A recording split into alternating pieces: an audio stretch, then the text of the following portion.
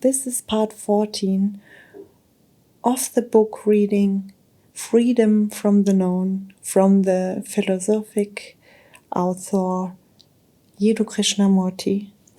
You are more than invited to put your headphones in because these are crystal clear ASMR recordings where you can listen and enjoy to the sound of my voice the words Krishnamurti was writing down for us.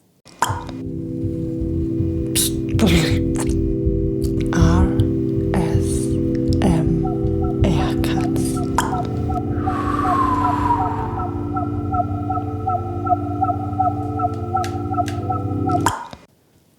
So, we have discovered a fundamental truth, which is that a mind that is seeking, craving for wider and deeper experience is a very shallow and dull mind, because it lives always with its memories.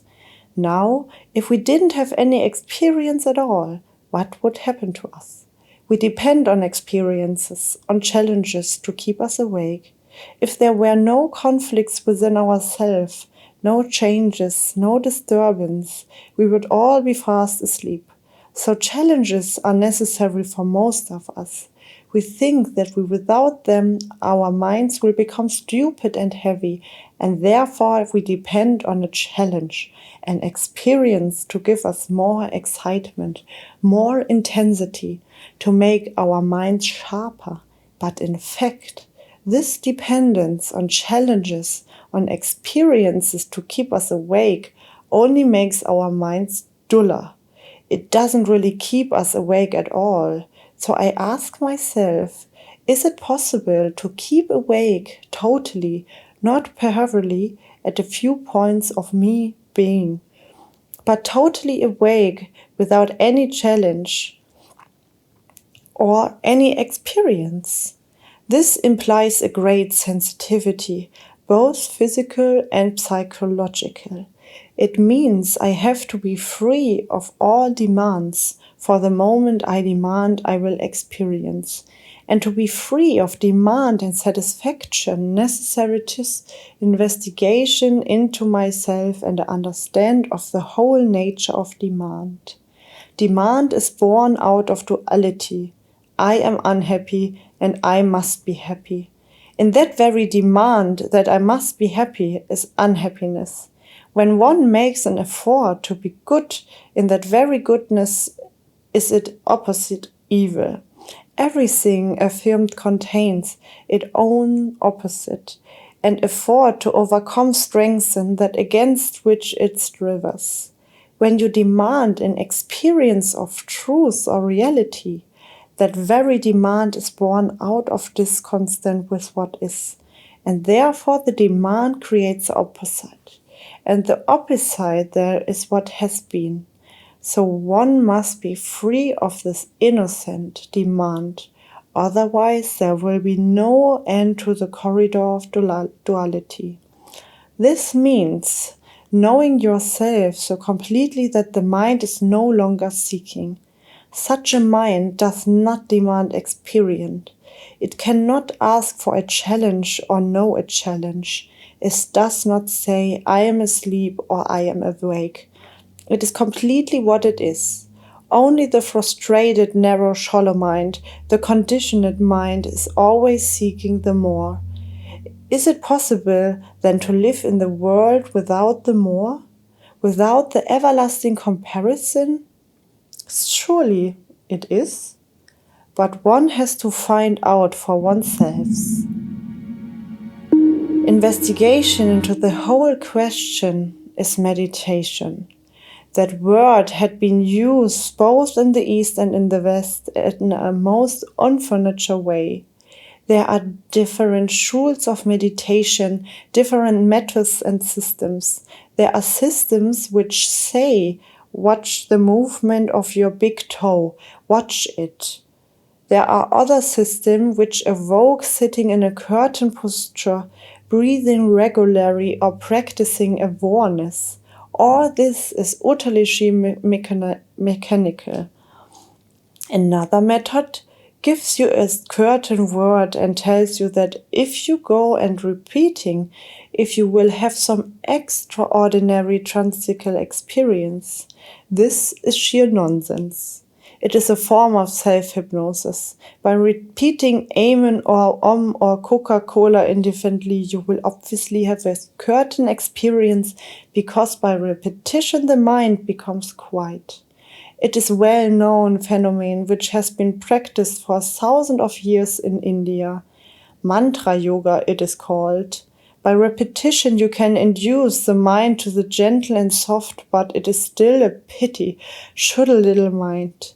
You might as well put a piece of stick you have picked up in the garden on the mantelpiece and give it a flower every day. In a month you will be worshipping it, and not to put a flower in front of it will become a sin. Meditation is not following any system. It is not constant repetition and imitation.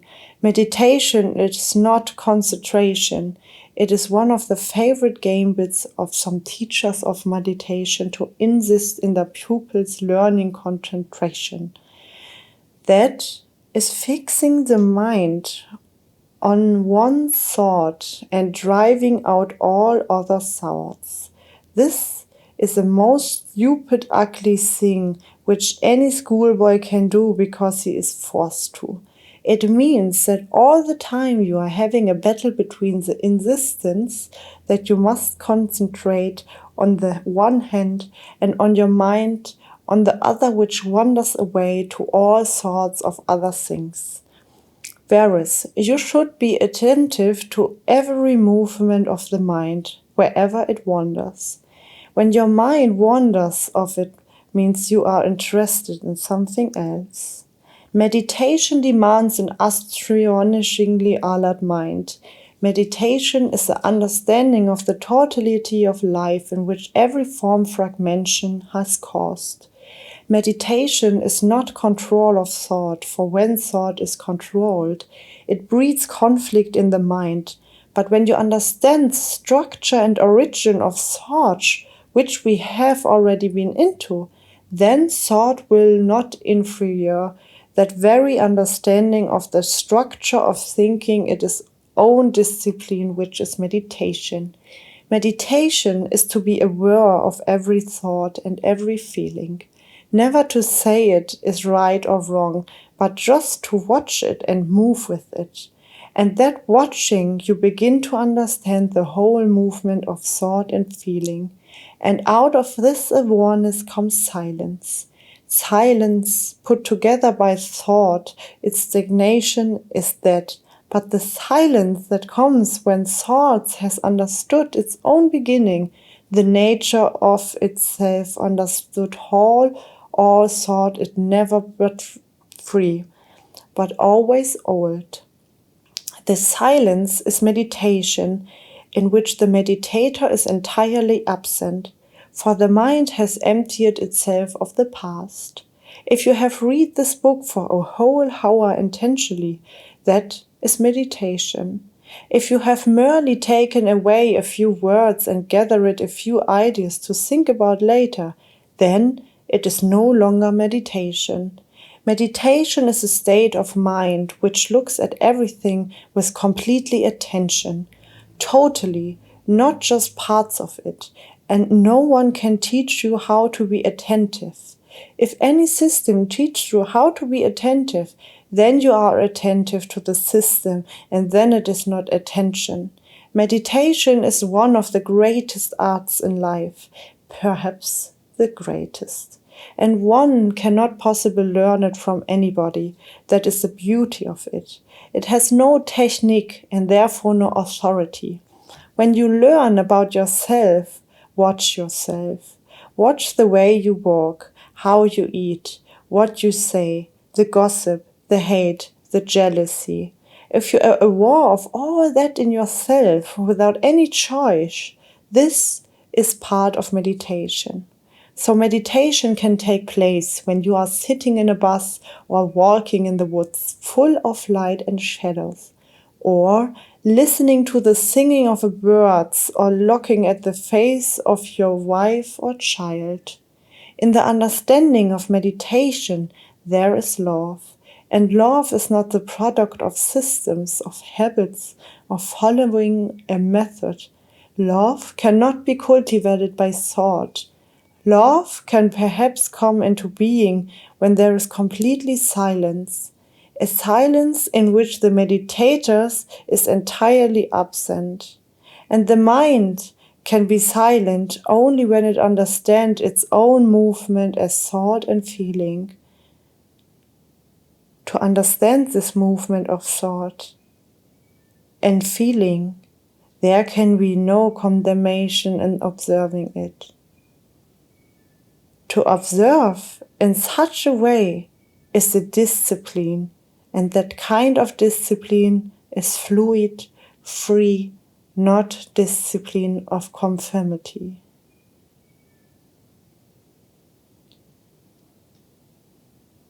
Total revolution. The religious mind. Energy, passion.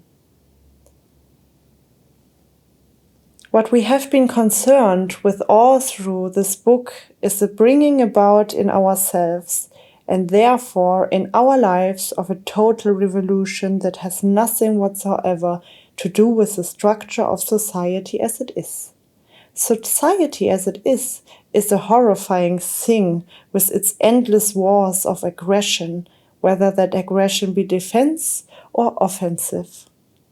What we need is something totally new, a revolution, a mutation in the psyche itself. The old brain cannot possibly solve the human problems of relationship. The old brain is Asiatic, European, American, or African. So what we are asking ourselves is whatever it is possible to bring about a mutation in the brain cells themselves. Let us ask ourselves again, now that we have come to understand ourselves better, is it possible for a human being living in an ordinary, everyday life in this brutal, violent, ruthless world? A world which is becoming more and more efficient and therefore more and more ruthless. Is it possible for him to bring about a revolution not only in his outward relationships, but in the whole field of thinking, feeling, acting, and reacting? Every day we see or read of appalling things happening in the world as a result of violence in men. You may say, I can't do anything about it, or how can I influence the world? I think you can tremendously influence the world if in yourself you are not violent. If you lead actually every day a peaceful life, a life which is not competitive, ambitious, envious, a life which does not create enemy, small fires can become a blaze. We have reduced the world to its present state of chaos by our self-centered activity, by our projectives, our hatreds, our nationalism. And when we say we cannot do anything about it, we are accepting disorder in ourselves as inevitable. We have splintered the world into fragments, and if we ourselves are broken, fragmented, our relationship with the world will also be broken. But if when we act totally, then our relationship with the world undergoes a tremendous revolution. After all, any movement which is worthwhile, any action which has any depth significations, must begin with each one of us. I must change first. I must see what is the nature and structure of my relationship with the world. And in the very seeing is the doing. Therefore, I, as a human being living in a world, bring about a different quality, and the quality, it seems to me, is the quality of the religious mind. The religious mind is something entirely different from the mind that believes in religion. You cannot be religious and yet be Hindu, a Muslim, a Christian, a Buddhist. A religious mind does not seek at all. It cannot experience with truth. Truth is not something directed by your pleasure or pain, or by your conditioning as a Hindu or whatever religion belong to. The religious mind is a state of mind in which there is no fear and therefore no belief whatsoever, but only what it is, what actually is. In the religious mind, there is that state of silence we have already examined, which is not productive by thought, but is outcome of awareness, which is meditation when the meditator is entirely absent. In that silence, there is a state of energy, and in which there is no conflict. Energy is action and movement. All action is movement, and all action is energy. All desire is energy. All feeling is energy. All thought is energy. All living is energy. All life is energy. If that energy is allowed to flow without any contraction, without any friction, without any conflict, then that energy is boundless, endless. When there is no friction, there are no frontiers to energy. It is a friction which gives energy limitations. So having once seen this, why is it a human being always brings friction into energy? Why does he create friction in this movement which we call life? Is pure energy energy without limitation? Just an idea to him? Does it have no reality? We need energy not only to bring about a total revolution in ourselves, but also in order to investigate, to look, to act.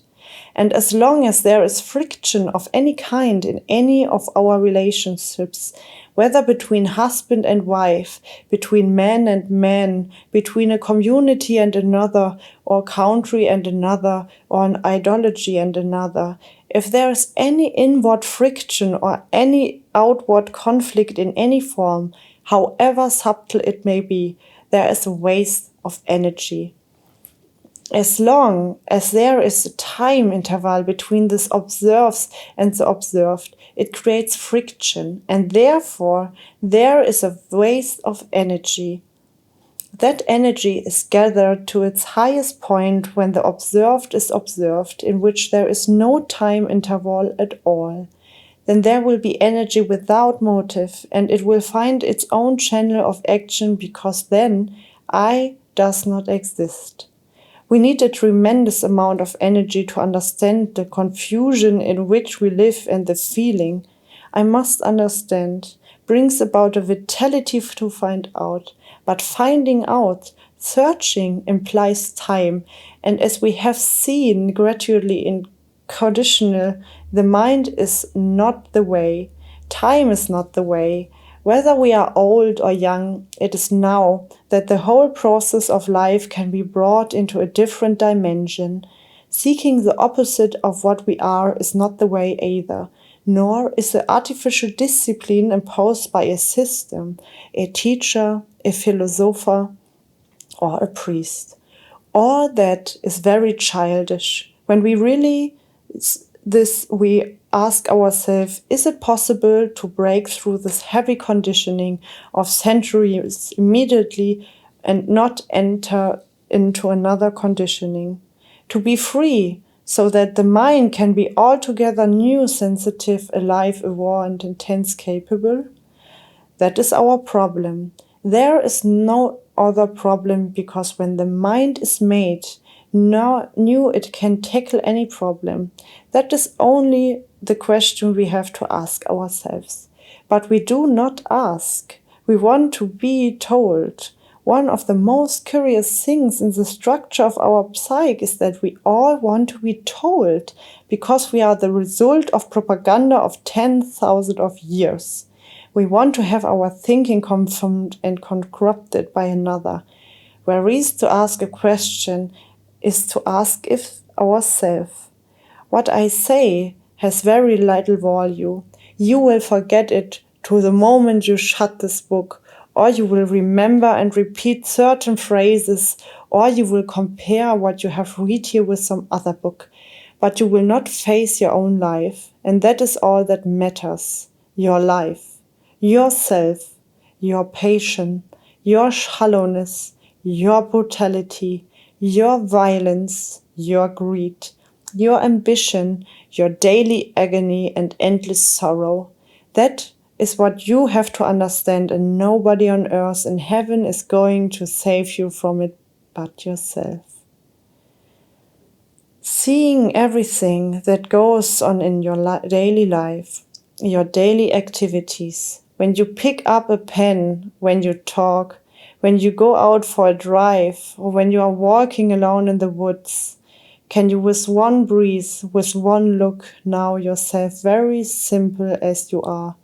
When you know yourself as you are, then you understand the whole structure of man's endeavor, his deceptions, his hypocrisy, his search. To do this, you must be tremendously honest with yourself throughout your being. When you act according to your principles, you are being dishonest, because when you act according to what you think you ought to be, you are not what you are. It is a brutal thing to have ideas. If you have any ideas, beliefs, principles, you cannot possibly look at yourself directly. So can you be completely negative, completely quiet, neither thinking nor afraid, and yet be extraordinary, passionately alive? That state of mind, which is no longer capable of striving, is the true religious mind, and in that state of mind you may come upon the thing called truth or reality, or bliss, or God, or beauty, or love. This thing cannot be invited. Please understand that very simple fact. It cannot be invited, it can be not sought after, because the mind is too silly, too small, your emotions are too shoddy, your way of life too confused for that environment, that immense something to be invited in your little house, your little corner of living which has been trampled and spat upon. You cannot invite it. To invite it, you must know it, and you cannot know it. It doesn't matter who says it. The moment he says, I know, he doesn't not know. The moment you say you have found it, you have not found it.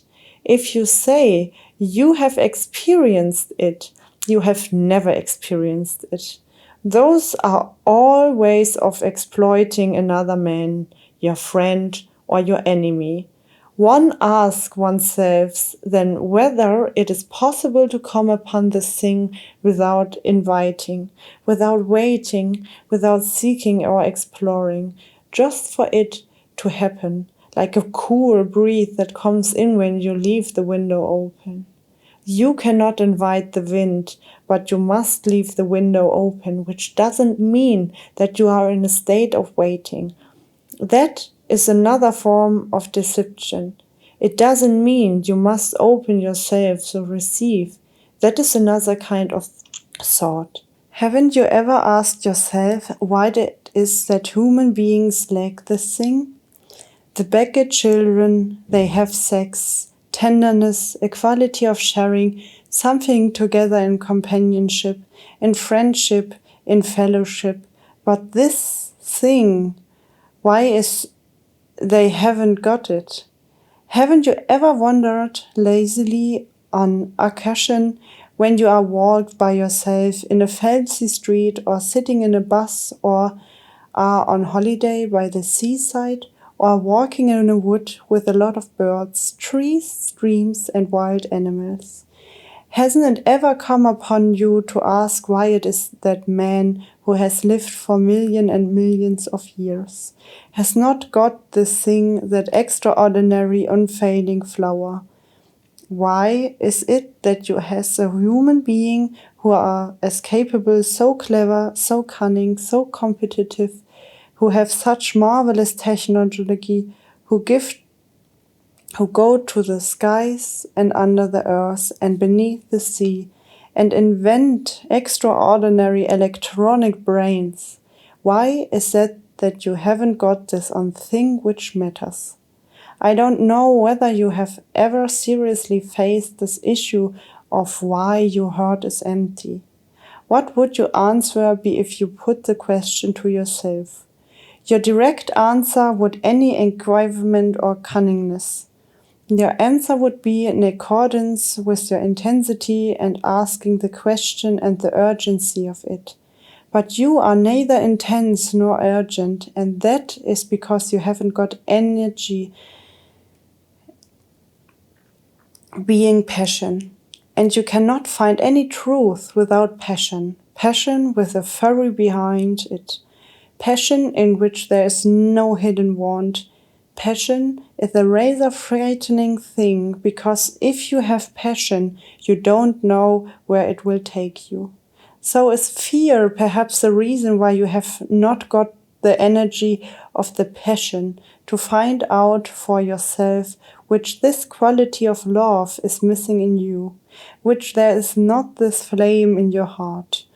If you examine your own mind and heart very closely, you will know why you haven't got it. If you are passionate in your discovery to find why you haven't got it, you will know it is there.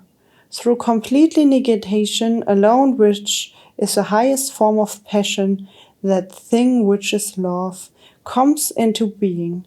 Like humility, you cannot cultivate love. Humility comes into being when there is a total ending of conceit.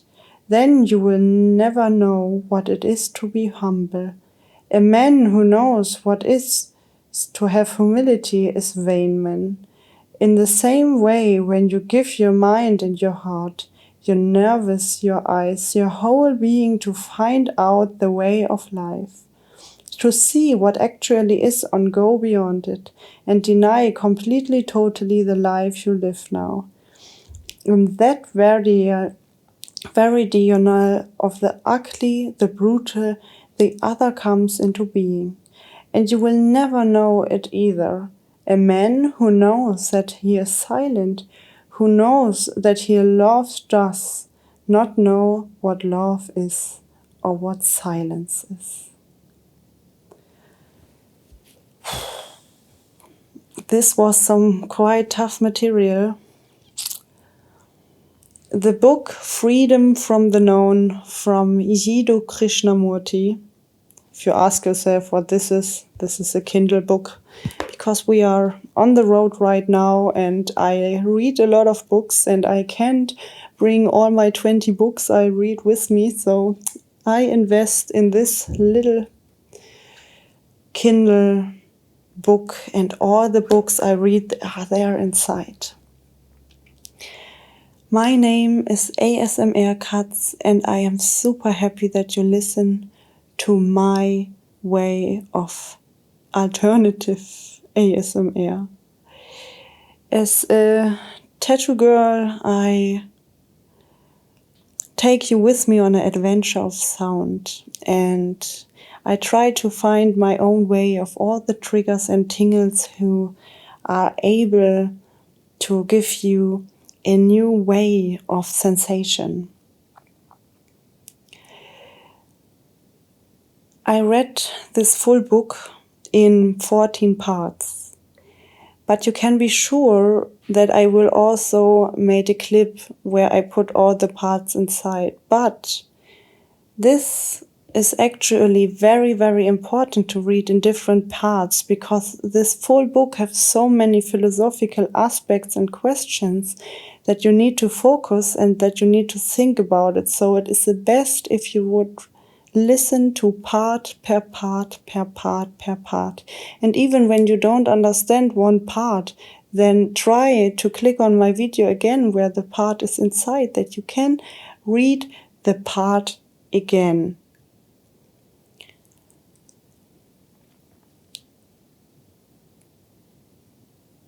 This book was as well for me a big trigger, and you have to know that English is not my main language, so for sure I have some trouble with speaking some words properly, but I hope that you could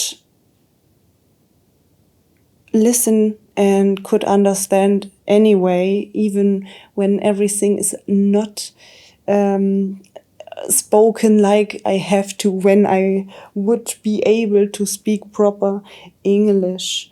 So I hope that you understand it and that you enjoy it anyway. And after reading the full book, it can happen that here or there are some mistakes in the right pronouncing.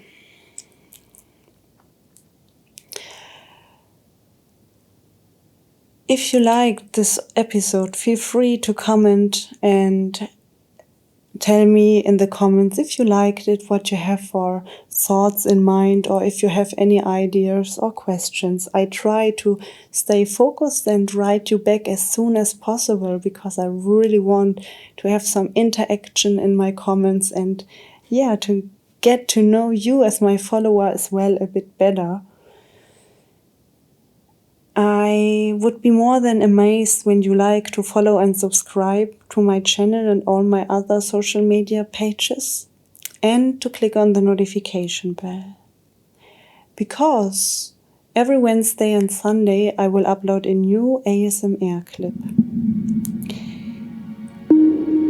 I hope that you take this book and let it in your heart and really take the time to learn from it, and not to learn from just the book, to learn to know yourself better and why exactly you are the way you are.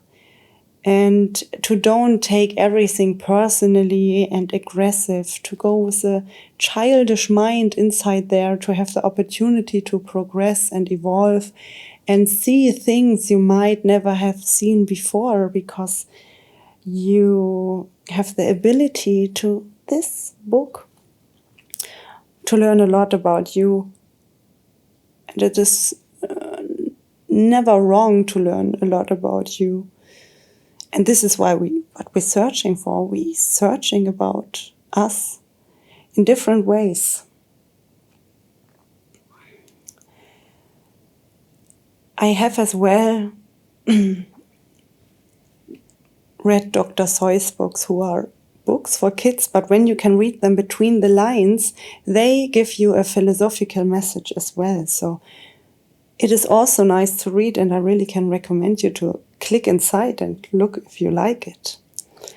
ASMR is not just reading books. I also do mukbangs where I eat food. I love to eat vegetables and fruits, and I also have some motivation speeches to give you a new impact for the day you are living in. And I try with minimalistic sounds to make a lot of impact. So it is absolutely amazing on ASMR how intense the sound can be out of such a minimalist thing. So feel free to click through my YouTube channel and see all the clips and get the different kind of feeling for ASMR, because there is absolutely no rule, but most of the people forget about the beautiful things in the minimalism, and sound is an amazing instrument to give you a nice emotion, to give you some time for yourself in every way you want to have it. If you want to sleep, if you need motivation, and just want to relax or to meditate or whatever, I will go with you together on this adventure. And I'm super happy that you are open for it and come with me. And I really look forward for whatever will come here on this channel. And I am super curious how we proceed and what I will learn even more about the beautiful genre of ASMR. And I am super happy that you're with me, and I hope we will see us in the next video very soon, because I try to make videos for each and every moment out there that you have, in which matter case you are right now, always the opportunity to spend it with me and to enjoy and relax and progress and see the beauty behind ASMR. So thank you so much for listening. When you watched all the parts now from 1 to 14 then, I really, really want to say a big thank you. I think now you are the same full of energy and triggered like me after 14 parts of this book, over 120 sites, full of knowledge in a very alternative way. And I hope that you really let it deep in your heart and progress with it. And I hope so much that you have something learned from it right now already, where you can put into your daily life. And when you just read one part or listen to one part of mine, then please, as a personal favor from me to you, listen to all. Listen to all. I just can recommend you this. It will make something with you. And I really can just recommend you to look outside of yourself and listen to it carefully and repeat it and be there and work with it. Really. So thank you so much for being here. I repeat myself now because I'm full of thoughts and emotions after this book. But this is what happens sometimes. And I wish you all the best and hope to see you soon.